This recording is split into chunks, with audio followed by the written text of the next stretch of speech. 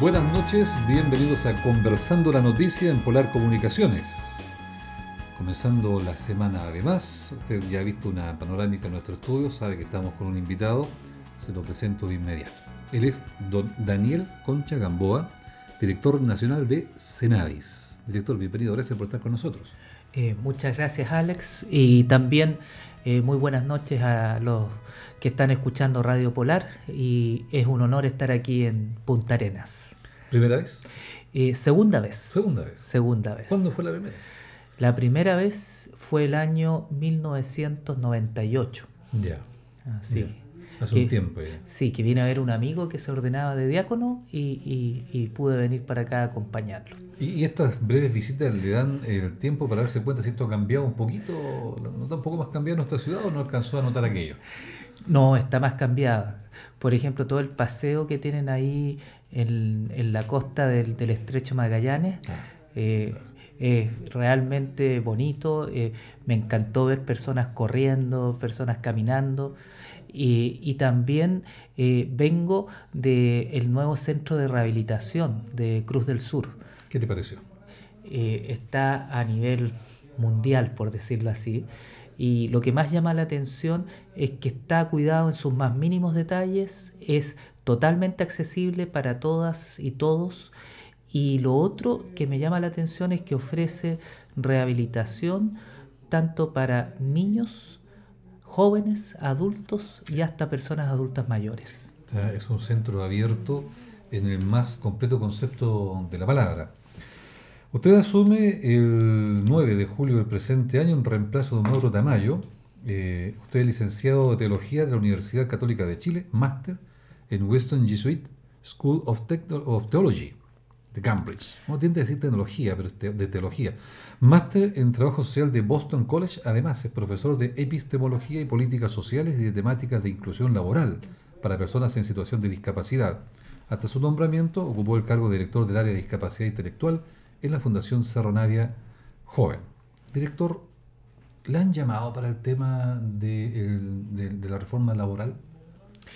Y estamos en este momento en conversaciones junto con el Ministerio del Trabajo y el Ministerio de Desarrollo Social, y estamos en un proyecto de ley que es una ley de reserva laboral. ¿En qué consiste esto? Consiste en que estamos pensando en una acción afirmativa, una acción positiva, de manera de incentivar a las empresas y también a las instituciones públicas a la contratación de personas con discapacidad, porque este es uno de los puntos que nuestro gobierno ha visto que es más importante, de manera de poder dar una herramienta, y no solo una herramienta, sino también dar la posibilidad de que personas con discapacidad, que son profesionales, técnicos o que se han capacitado en un oficio, puedan trabajar y de esa manera puedan ser independientes y autónomos económicamente, no siempre estar dependiendo de la asistencia.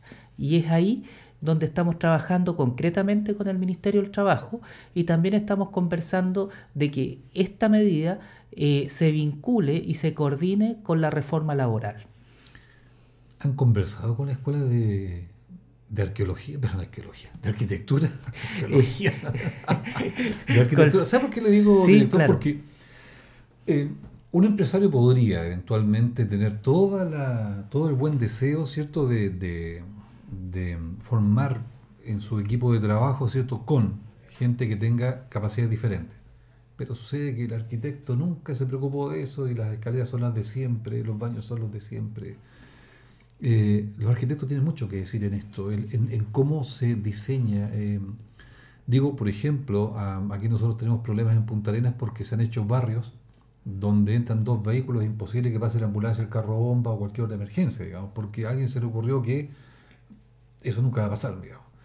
Y también que en departamentos y situaciones similares, alguien por alguna razón, que no logro entender, no visualizó casos normales de emergencia, ni tampoco otras situaciones del diario vivir. ¿Se ha conversado con las escuelas en cuestión para poder mejorar la arquitectura de las empresas, el acceso, la forma de trabajar? Lo que nosotros estamos conversando y que también es parte del Plan Chile Accesible, parte de nuestro programa de gobierno, es con el Ministerio de Vivienda y también acabamos de firmar un convenio con el Ministerio de Obras Públicas. ¿En qué consiste esto? Con el Ministerio de Vivienda ya tenemos bastante avanzada una ordenanza que va a afectar tanto al Ministerio de Vivienda y va a poder hacer que el Ministerio de Vivienda fiscalice las obras que se hacen tanto a nivel regional, tanto a nivel municipal, de manera que de aquí al 2018 todas las obras de espacios públicos y también de edificios públicos sean accesibles universalmente. Y eso con un plazo al 2018. Eso ya está casi listo, o sea, falta solamente la vista de la Contraloría. Este es un paso bien importante porque estamos siendo coherentes también con la Convención Internacional de los Derechos de las Personas con Discapacidad. Y eso tiene que ver con que Chile se ha comprometido a que vamos caminando hacia la inclusión y para eso necesitamos accesibilidad universal en los edificios.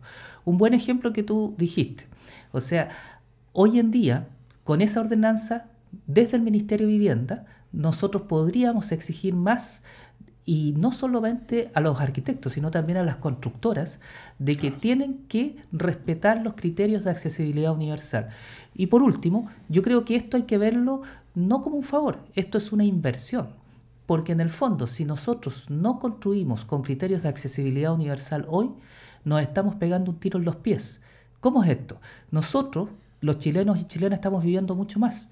Quiere decir que después de los 65 años podemos vivir hasta los 85, hasta los 90. Y ahí vamos con bastones, muletas, con sillas de ruedas. Y perdemos visión, perdemos audición. Y cuando se piensa en accesibilidad universal, la accesibilidad física es una parte, pero también hay otros ajustes que hay que hacer. Por ejemplo, espacios públicos. Hay que pensar, por ejemplo, en veredas que sean amigables para las personas ciegas, de manera que puedan transitarlas de manera independiente, autónoma. También hay que pensar en personas sordas, semáforos, por ejemplo, que también pudiesen tener una muy buena luz, porque hay algunos semáforos que a veces se ven, a veces no se ven muy bien, y es decir, y hay una serie de cosas que hay que empezar. Un sonido que les advierta. También, en Santiago se están incorporando a través de la Intendencia, y en eso también nosotros hemos estado colaborando, estos semáforos audibles para personas ciegas.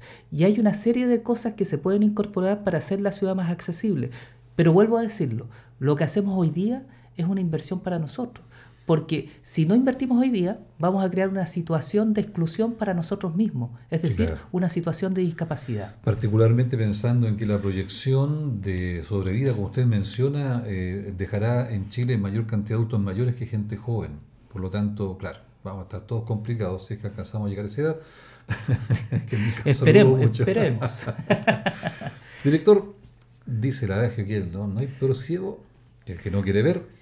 Y uno de los problemas que tiene la sociedad hoy día, más allá del tema físico, porque finalmente quien construye los edificios es una persona, quien los idea, quien los proyecta, quien trabaja en ellos, quien transita por la calle, quien maneja, en fin, cultura.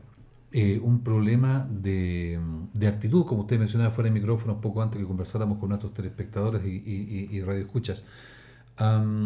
¿Cómo logramos cambiar nuestra forma de pensar? ¿Cómo dejamos de hacer Teletón? ¿Cómo dejamos de hacer el niño impedido magallánico para que, no para olvidarnos de la obra, evidentemente, sino para que la ayuda sea constante, permanente, para que la ayuda sea consciente y constante en el tiempo, y no solamente un gesto una vez o dos veces al año?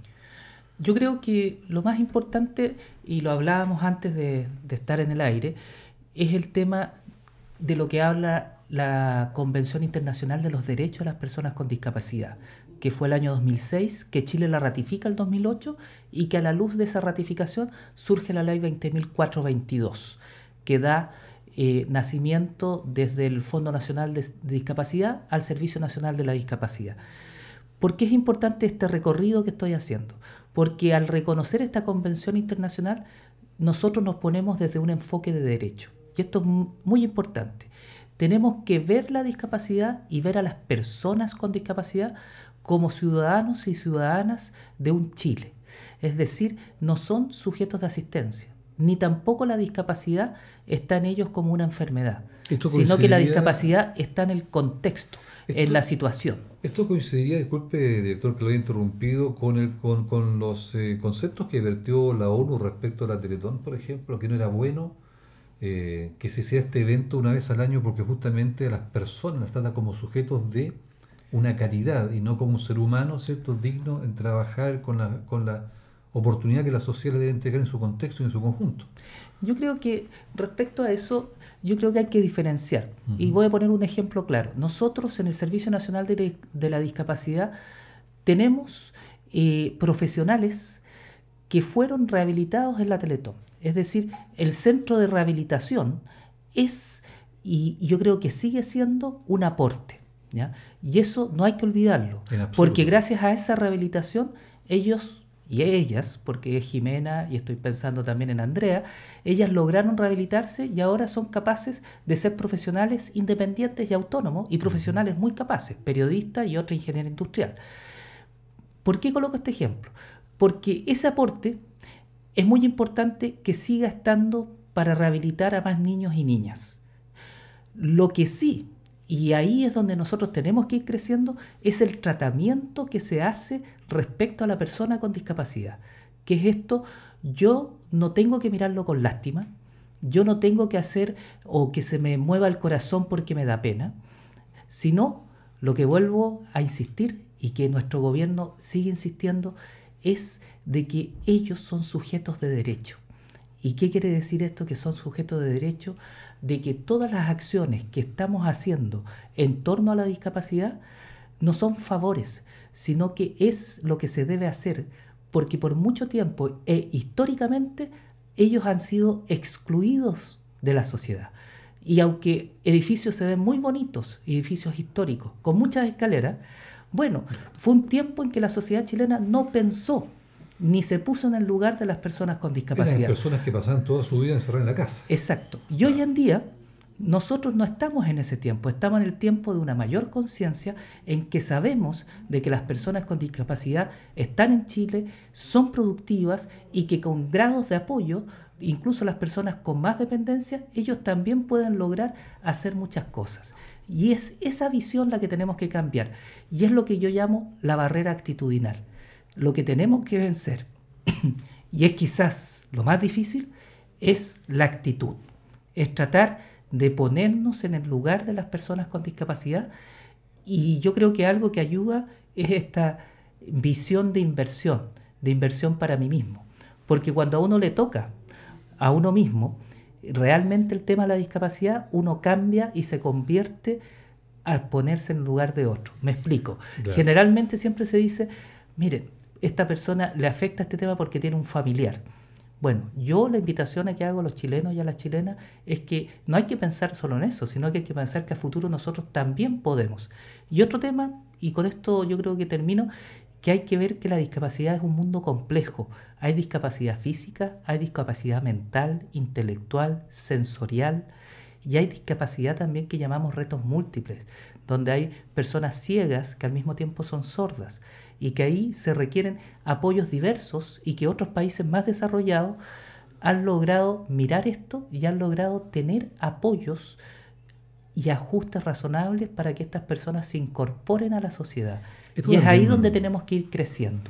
esto también tiene que ver, director, con lo que podríamos, muy livianamente tal vez, denominar inversión social, donde el costo no se mide respecto del beneficio monetario.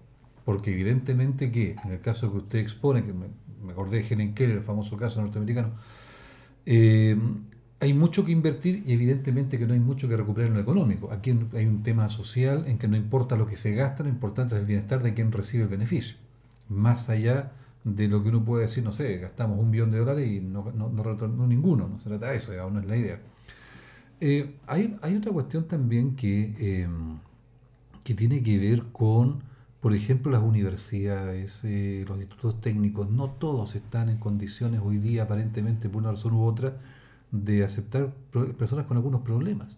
Hay muchas carreras que están cerradas para diversas personas y no porque no puedan, sino porque la universidad no los acepta. O sea, el alumno, alumna está dispuesta a hacer el esfuerzo, está dispuesta a estudiar, está dispuesta a sacar el título, pero la universidad cierra las puertas a los institutos también. ¿Se ha abordado ese tema? Sí, se ha abordado y de hecho estuve la semana pasada en Temuco y en Temuco me junté con estudiantes con discapacidad de la Universidad Católica de Temuco y de la Universidad de la Frontera Ujú. y también del Instituto Profesional Santo Tomás, más o menos unos 20 estudiantes. Y la próxima semana me voy a juntar en la Universidad Santiago de Chile en un primer encuentro de estudiantes con discapacidad a nivel nacional. ¿Por qué te coloco este ejemplo? Porque el Servicio Nacional de Discapacidad, que es un servicio pequeño, pero que con los recursos que tiene también ha visto que este es un tema muy importante y nosotros brindamos ciertos apoyos a estos estudiantes. Por un lado está el Ministerio de Educación, que da becas a estudiantes con discapacidad que quieren estudiar y cubre el arancel, y nosotros financiamos los apoyos. ¿Cuáles son los apoyos? Por ejemplo, un estudiante sordo necesita un intérprete en lengua de señas para poder hacer sus estudios. ¿Qué es lo que hacemos nosotros? Nosotros, vía postulación, ellos postulan y ellos pueden tener financiado un intérprete de lengua de señas. A estudiantes con discapacidad física, sobre todo en regiones, en provincias, se les hace muy caro y difícil el transporte, porque generalmente o las micros, los colectivos no les paran, pero para eso hay un fondo de apoyo especial para que también ellos puedan transportarse.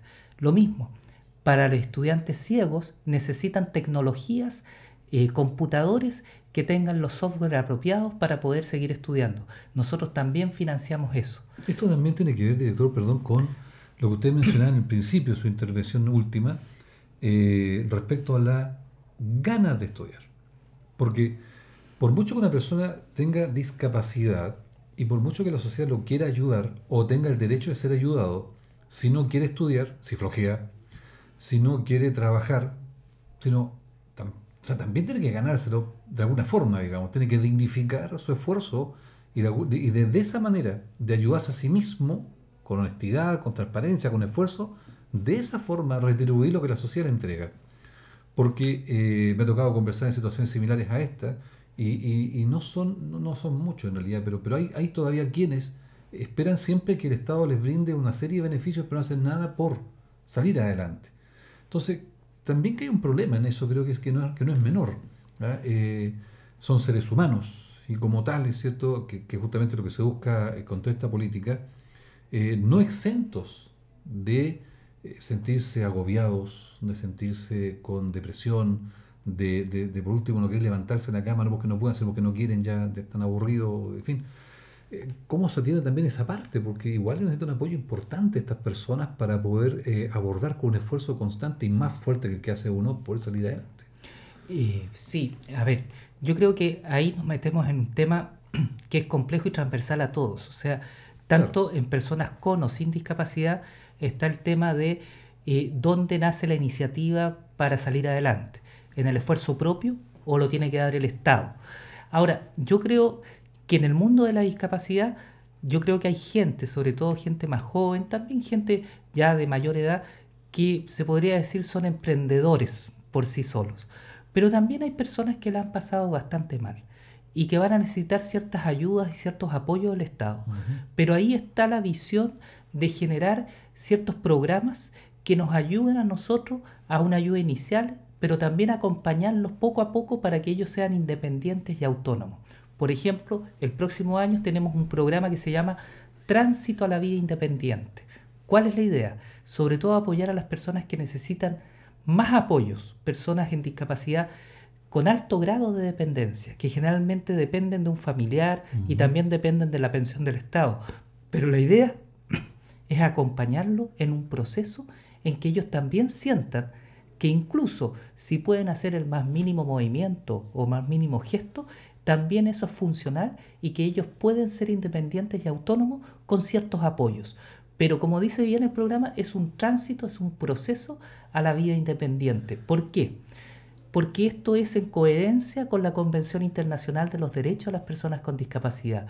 Nosotros, en la medida que promovemos que las personas con discapacidad sean independientes y autónomos, le estamos dando más posibilidades para ellos de elegir por ellos mismos, por ellas mismas, también la posibilidad de tener sus propias herramientas y también la posibilidad nosotros de descubrir cómo nosotros tenemos que adecuarnos y ajustarnos para poder hacer procesos inclusivos dentro de sus ayudas. Entonces yo haría una diferencia entre personas que a lo mejor están porque han tenido una familia y un apoyo grande, han tenido gran estimulación desde niños y pueden por sí mismos salir adelante, pero también están otro grupo que también necesitan de esta ayuda, de este apoyo. Lo que no es fácil, digo, porque normalmente la familia tiende en forma natural a sobreproteger. Sí, tiende a sobreproteger. Una cuestión normal, digamos. Incluso, bueno, tú mencionaste, yo fui profesor de epistemología. Foucault tiene un libro en que él hablaba de que habían dos reacciones ante esto. Uno es la sobreprotección, ¿ya? Que puede ser entre sobrealimentar, por ejemplo, al niño o niña con discapacidad intelectual, ¿ya? O sobrealimentar a quien se encuentra solo. Y lo otro también es la reacción de hacerse el indiferente y dejarlo botado. O sea, yo trabajé también con el Hogar de Cristo y me acuerdo que recorríamos las calles de Santiago y nos dimos cuenta que gran porcentaje de las personas con discapacidad a fines de los años 90 y comienzo del año 2000 eran personas con discapacidad mental o discapacidad intelectual. ¿Por qué? Porque habían sido abandonadas por su familia o no querían hacerse cargo de este tema. Entonces, son estos dos tipos de reacciones. Lo que hay que lograr, lo primero es el equilibrio de poder verlos como personas y de que ellos también pueden ser independientes y autónomos, pero aquí, por ejemplo, y se dio a fines de los 90 y el comienzo de los años 2000, que sin los apoyos, dejándolos simplemente solos, también quedan indefensos. Por cierto. Y en ese sentido es donde están los apoyos que tiene que dar el Estado y también la sociedad civil.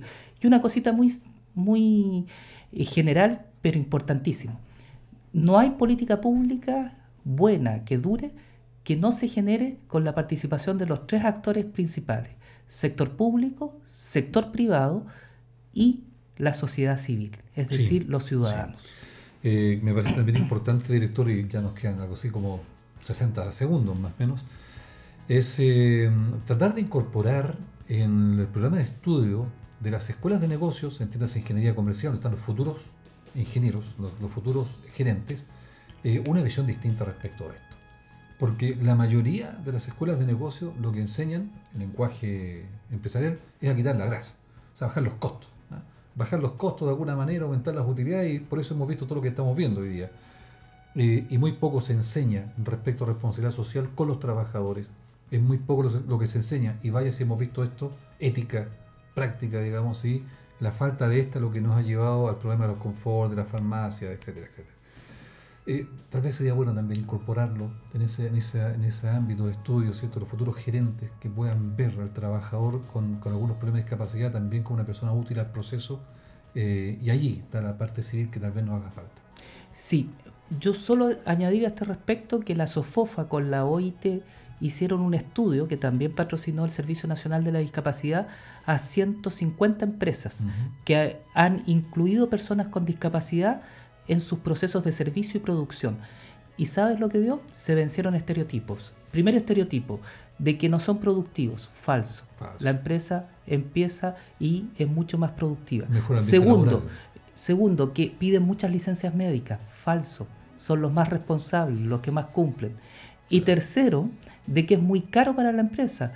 Mentira, porque el gasto que se hace es una vez y es una inversión, y es un gasto de adecuación del puesto de trabajo, claro, y de hacer los edificios donde trabajan más accesibles, y eso queda para siempre. No es un gasto fijo, ¿ya? Beneficia a todos. ¿Qué le parece? Bien, director, un placer conversar con usted. Espero que no sea la última vez que venga a Punta Arenas y podamos charlar de esto y tantas otras cosas más. Veremos cómo va evolucionando nuestra forma de ver esta situación, y que tenga un feliz retorno a su punto de origen. Muchas gracias. Me quedan todavía 2 días más y voy a estar ahí con el equipo regional del Servicio Nacional de Discapacidad, y mañana también tengo una reunión con las organizaciones sociales de las personas con discapacidad para que nos cuenten un poco los desafíos aquí en Punta Arenas. Muchas gracias, muy amable. Muchas gracias. Y a ustedes en su casa les invitamos a una breve pausa comercial. Retornamos tras haber conversado con el director nacional de Senadis, don Daniel Concha Gamboa. Vamos a esa pausa. Retornamos con otro invitado y con otro tema aquí en Conversando la Noticia en Polar Comunicaciones.